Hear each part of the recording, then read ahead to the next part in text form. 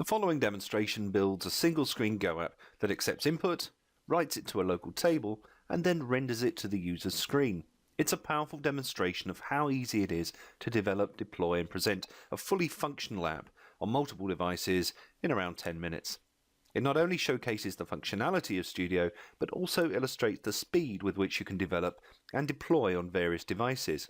It consists of an edit form component and a repeater component. The edit form is used to capture the user's input.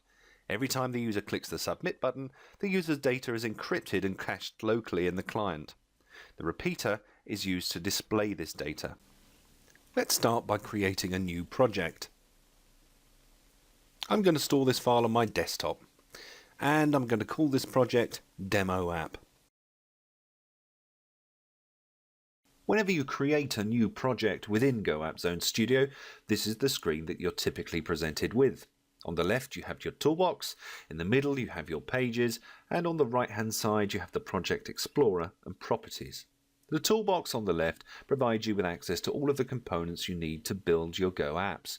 You simply drag and drop these components into the page in order to build them.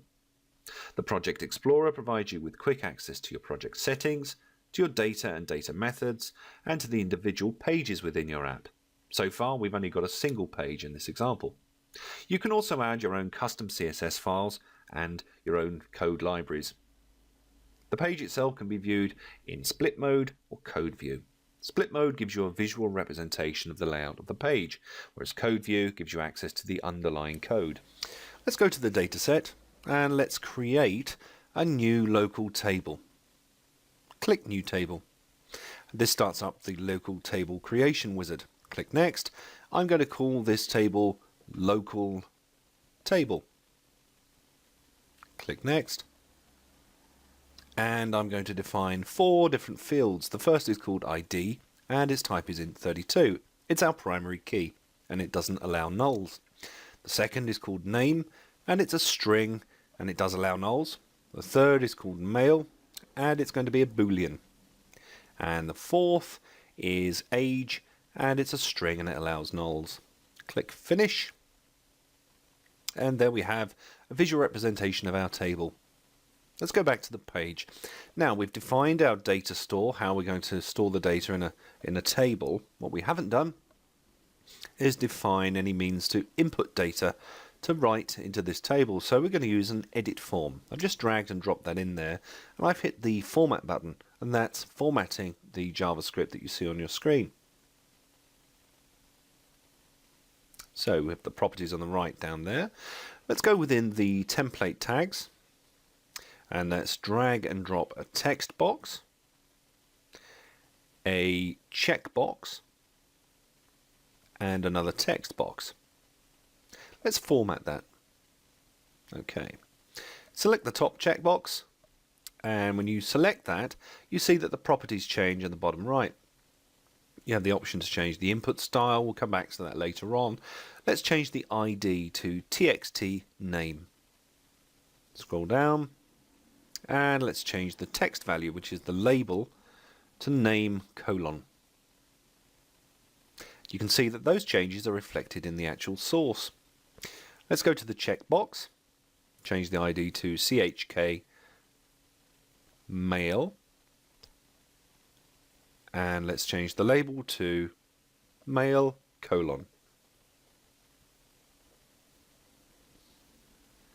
Let's select the final checkbox, change the ID to txt age, and the text label to age : And let's format that.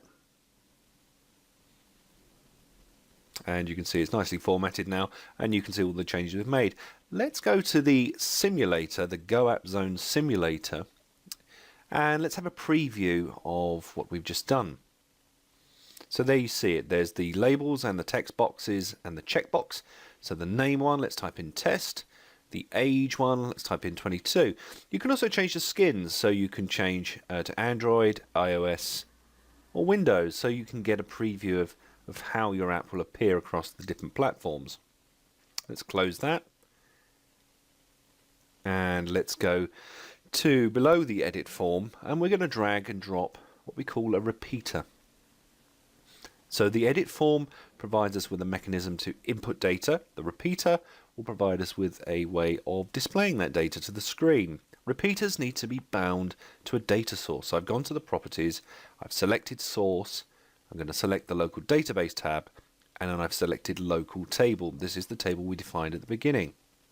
Select DB order by, select ID, and leave the order as ascending. And this orders the result set. So it orders them according to the ID value, so ascending from small value to high values. So let's go within the template tag.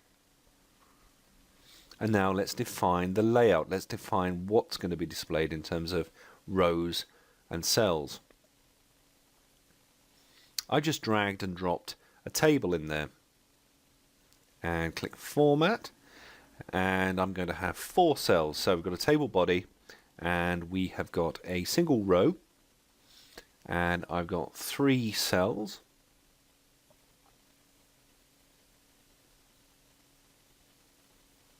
I'm just going to tidy that up. I'm going to copy and paste just one final cell.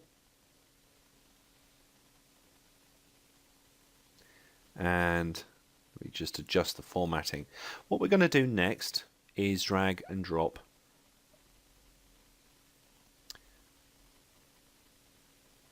values into those individual cells. Before we do that, I'm going to put a head at the top of the table.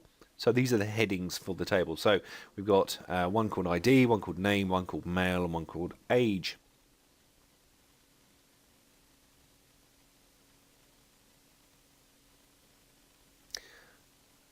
Let's scroll up in the toolbox, drag and drop a label, and do the same for the other 3 cells.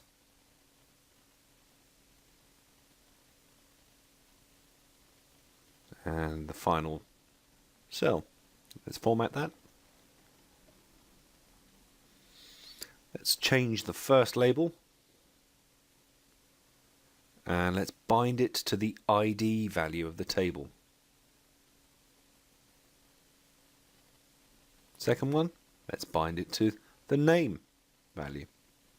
Third one, let's bind it to the male boolean value.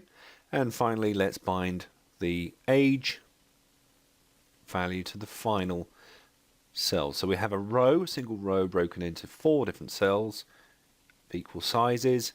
And let's run that and see what it looks like. So you can see there's the edit form at the top, and then you've got the table heading with all its various entries. Now, we haven't entered any data yet, so nothing's being displayed within our previewer, Go AppZone Simulator.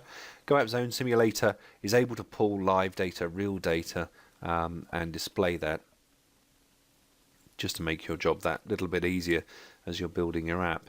And what I've added here is an action button. The action button is within the edit form, and it's the way that we submit that. So I've changed the text property to submit, and I've gone to events, and I have gone to on click, hit the ellipsis, and here you're presented with what we call the code editor. Now, that's the name of a JavaScript function. We've yet to write this or put this into the page, but I've added it there, and it'll be called whenever you click on the action button that we just defined, the submit button. I've saved my work, and what I need to do now is to add that JavaScript within the page. So I'm going beneath the repeater, I'm going to cut and paste that in,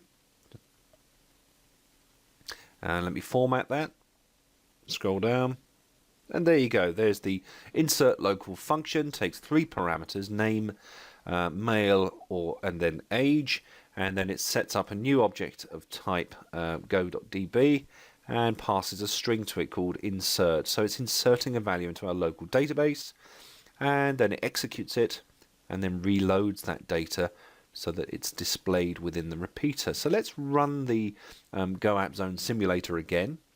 Let's type in some values. Let's type in the first one, Yanis. No, let's make that John. Select male and an age of 34, submit. And you can see that that value is being displayed within our table. Let's try some more. Helen, she's not male. and she's 19. And you can see that it's being ordered by the ID value ascending, so value 1 first, then value 2, and so on.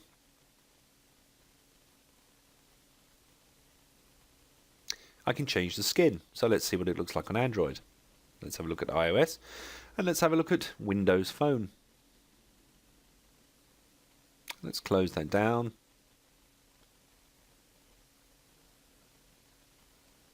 Scroll up.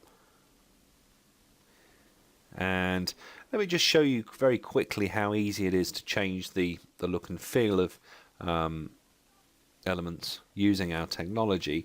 I'm going to change the label style, hit the ellipsis, and you have the style builder which assists you with the CSS for the elements within your page.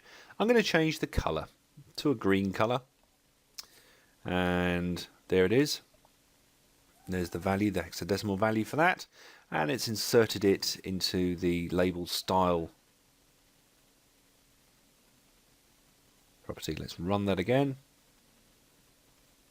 and you've got the name, and let's change the skin. Let's see what it looks like. So across all of them it's been changed.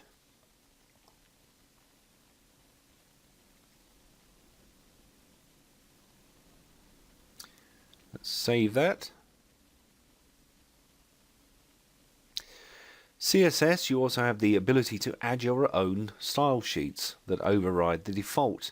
So I'm going to paste in one that we built earlier, just to show you how easy this is. So we don't need to worry about the details of this, but it's quite a nice style sheet. And I have to put in a series of includes at the very top of the page. So I'm cut and paste those in. Go include, and then the file name, and then the target. And these are each of the different platforms that you want this CSS file to affect. Let's go to the project settings. Let's turn off use default style, because we want to use the new CSS. And let's run that again. And you can see that we've added shadows and a completely different look and feel to the page by changing that CSS value out. So let's type in another value, Maria. Not male, and the age is 33. Click submit. And you can see that's being added to the table, the repeater, and it persists between instances or sessions of the simulator. I'm going to delete the label style attributes and show you one final feature within Go AppZone Studio before we close. Simulator also provides shortcuts to specific platforms. So here we've got the Android simulator. So it gives you an instant rendering of what your app will look like within an Android device. Here's the same for the iPhone simulator. So let me type in another name, Panos, male, and 30. Click submit. And you can see that data is being added and displayed within the repeater. And then finally we've got the Windows Phone. And that concludes today's presentation. I hope you found it informative and that it illustrated the power and simplicity of the Go AppZone Studio.